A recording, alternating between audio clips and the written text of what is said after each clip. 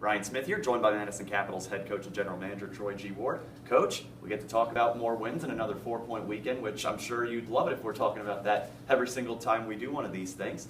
But let's get started, and we'll say you have to continue to be pleased with your team's ability to get out of the gates quickly in racing. You had said previously when we spoke that you'd expect a team that scores the first goal in this league to win around 70% of the time, and lo and behold, your team has done it now in all 6 games, and numbers are starting to teeter closer to that 70% figure for you. You've won 4 in a row, 4-2 on the season now. What's the secret that's gotten your team off to such quick starts? Well, I think you'd like to say that we prepare well. I think both as a staff and as a group of players, and then we got to come together and make sure we all are on the same page. So I'd like to say that's part of that process.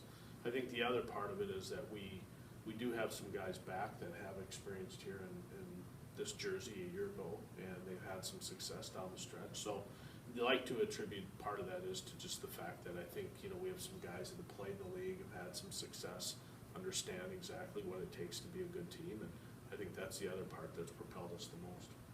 Your offense has gotten a lot of production from a lot of different sources, and this weekend we got to see a little more of, I guess for lack of a better term, the secondary scorers come into the fold. You look at Alex Piasov getting his first 3 goals as a Capital in one night on Friday, picking up the hat trick. Luke McElhaney had a pair as well. At Tusalani got his first 2 points in the league. So you continue to see quite a balance of scoring from the offense, and by weekend's conclusion, your team is among the highest scoring in the USHL from a goals per game standpoint.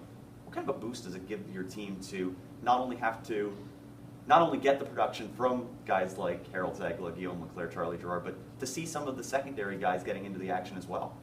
Yeah, I think they are. I think they've just grown accustomed to how we're playing now. It takes a while. I think anytime you have a new coach and a new somewhat of a system different from a year ago, I think that takes time to get yourself acclimated to the league, and then now if you play in the league, then you're playing a kind of different way, and you have different pressure points from a different coach. So I think that's settled in. But I think that we felt as a coaching staff going into the season that we felt that, especially after the Tyson McClellan trade, we felt that all 3 of our lines could score and contribute, and that's held true. Probably the most productive line 5-on-5 has been Lowen's line for sure, game in and game out.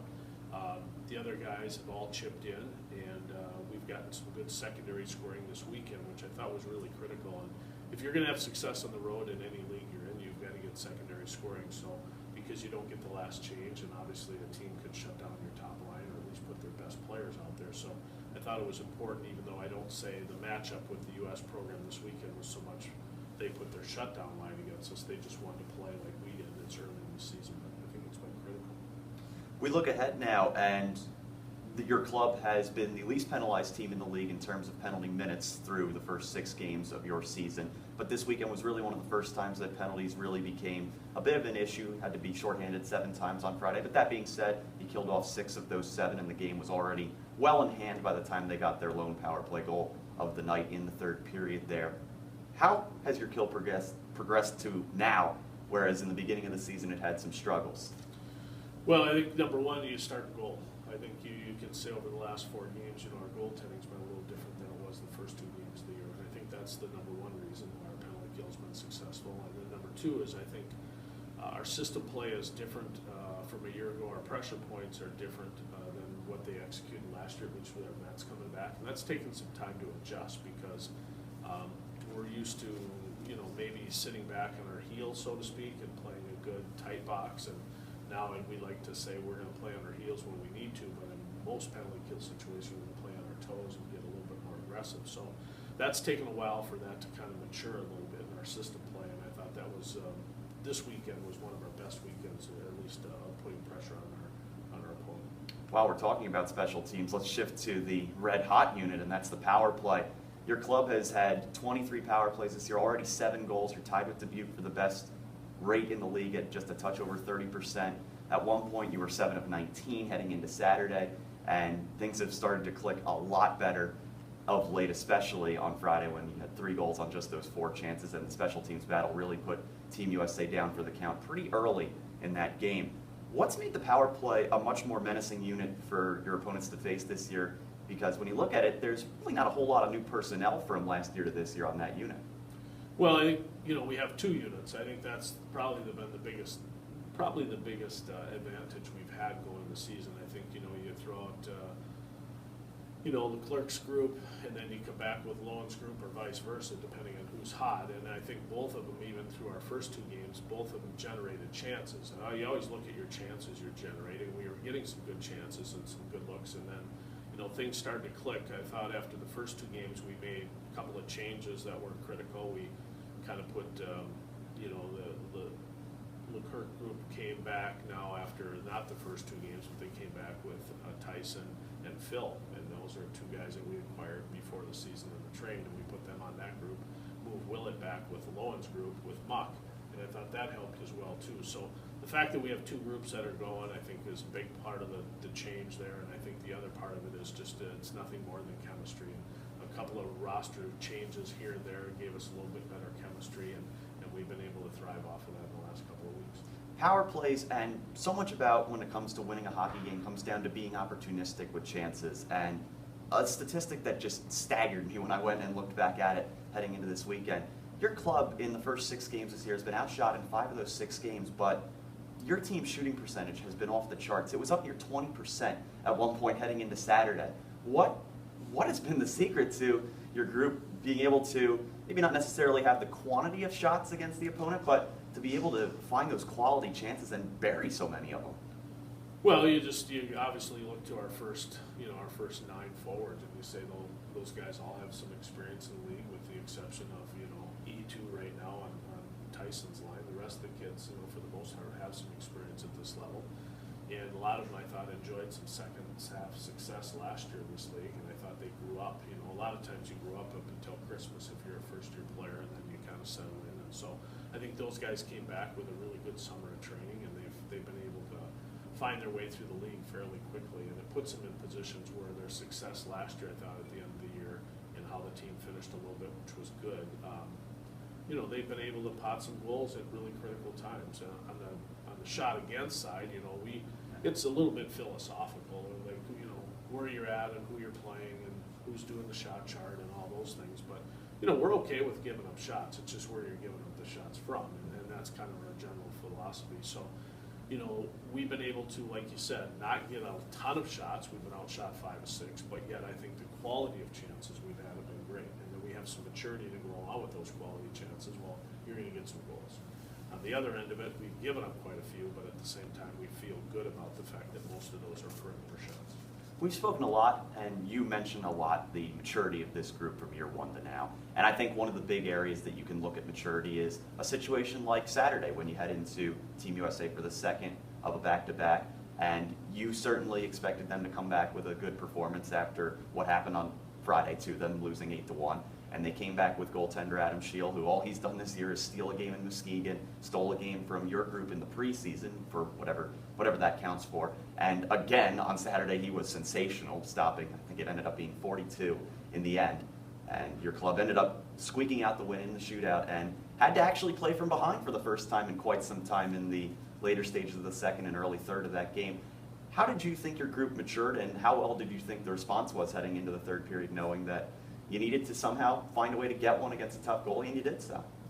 Yeah, it's a great question. I think the latter part of that question would be the fact that you rely on guys like Frenchie, who scored the goal, and Charlie made a great pass to him, and you rely on those guys when you're down 2-1 going to the third. You rely on your experience to say, okay, we don't have to score right away. At some point in time, we got to capitalize on an opportunity that we're going to be given, and we were able to do that. And then at the other side of it, I felt that the U.S. program responded, like you said, just how they would respond. I think Donnie Granado does a good job with that group, and that's a good group of 17-year-olds, that played on the U17 team. Like, that's as good of a group I've seen in a couple of years. Like, I was very impressed with how they played. They put us in some tough spots, and we were able to survive that. How did we survive that? I'd like to say that I thought we were patient throughout the game. I don't think we had a panic threshold at any one point in time. We felt that our defense needed to be as good as our offense, and I thought we did generate a lot of chances in that game, as you said, and we did a nice job offensively. But I thought at the critical times, whether it was Edquist in goal or whether it was a big play by a defenseman or a back checking forward, we got some good plays and some good moments in that game to preserve, the 2-2 tie going into the overtime and then into the shootout. You had 2 overnight trips over the last 2 weeks of the season, and you come away with 3 victories and 3 shots and all of that. Now you get a nice long stretch where there isn't any overnight travel and hotel stays in the next really 2.5 months. 14 of the next 22 games will be right here inside the Coliseum, including 3-3 this weekend. What does a 3-game win streak on the road like that do to boost your confidence now that you know you'll have the support of the home community and the home fans for quite a few times here in the coming weeks? Well, it's really good. I felt that we kind of felt our way through the first game of the year in Dubuque. I thought we did some great things and came up short in the end. And then the Cedar Rapids is obviously a team that has started great for the last couple of years that I remember in this league. And they were red hot down there, and I didn't think we played that poorly, but things didn't work out for us. So, we made just some, I wouldn't say we did any tactical adjustments. I thought we did some mental adjustments going into our last 3 road games, and we didn't push as hard, and I thought we were a lot more patient. I thought we kind of grew up after the first 2 games. And so it was good to finish that little stretch there with 3 wins and give us some momentum coming now back home, because we certainly enjoyed ourselves in that Friday Green Bay opener here, playing at home in front of our home crowd. And like you said, now we're at home for a little bit here, and 3-3 is tough. It is, but it's what it is, and everybody does it in the league, and we'll just take one day at a time, 1 game at a time. Now we delve into those 1 game at a time over the course of the 3 days. You have Friday, Sunday with the Chicago Steel, and Steel were a group that kind of gave the Capitals fits a year ago, and obviously when we talk about Chicago, it's a lot different of an animal this year with all the moving parts they have, with a new coach, new ownership, new rink, new personnel, so much going around. They've already made a couple trades here in the last week or so as well. They have one of the USHL's hottest goal scorers in Jake Jaremko, 8 goals in 7 games to start his season. What's the key to, A, stopping Jaremko, because it seems like nobody's been able to for the most part in the young season, and B, what can your team do to sort of put to bed the demons that Chicago gave them a year ago? Well, the first part would be the goal scorer. Obviously, I think anytime you have any player in the league that's having that much success offensively, you have to be aware of them. It's an awareness issue for us. I don't think we can say that one guy would do it or a collective group would do it. I think it's our whole team. It's just an awareness issue when he's on the ice, and obviously you respect him, but not fear anybody. You want to give him respect. We have to play hard, but I think that's kind of been our mentality going throughout the first 6 games. But now, as you said, we get a heightened awareness with a guy that's obviously doing really well. But I would say we'll just attack that by committee. It's a team issue. It's much at this level as an awareness issue as it is anything. And then the second part of that is, I just believe that what happened last year is last year, and we got to move forward this year. Could mean that I think in our second year as a coming off expansion team last year, it could hold true, meaning Chicago could give our team fits again. But at the same time, it's a fresh enough second year in the league where I think it is what it is. It was last year, and now we move on. It was kind of like, I think last year maybe Madison had some success with Green Bay, and that to me is, as a coach, is like out the door. Everything's new in the fresh year because it's a whole different group of people, and as you mentioned, new ownership and a new team, new rink, and trades already and things like that. So we'll just approach it 1 day at a time, 1 period at a time, and we'll stay with our process, and we'll see where that leads us in that particular game. And then sandwiched between the 2 Chicago games is your first matchup of the regular season with the Bloomington Thunder, a fellow second-year expansion team in this league. And in the preseason, they gave your club a bit of a tough defeat there. Of course, there's not so much stock you can take out of the preseason, but now since the regular year started, it's Bloomington that's actually been having trouble sort of finding their offense. They only are averaging less than 2 goals a game through their first 8. They've given up. They have a -10 goal differential through 8 games, which for that group is certainly not something I expected, and I don't know if that's anything you expected from their group as well. So a lot like Team USA last weekend, you have to expect them to come in with a chip on their shoulder, and how do you plan to counter that?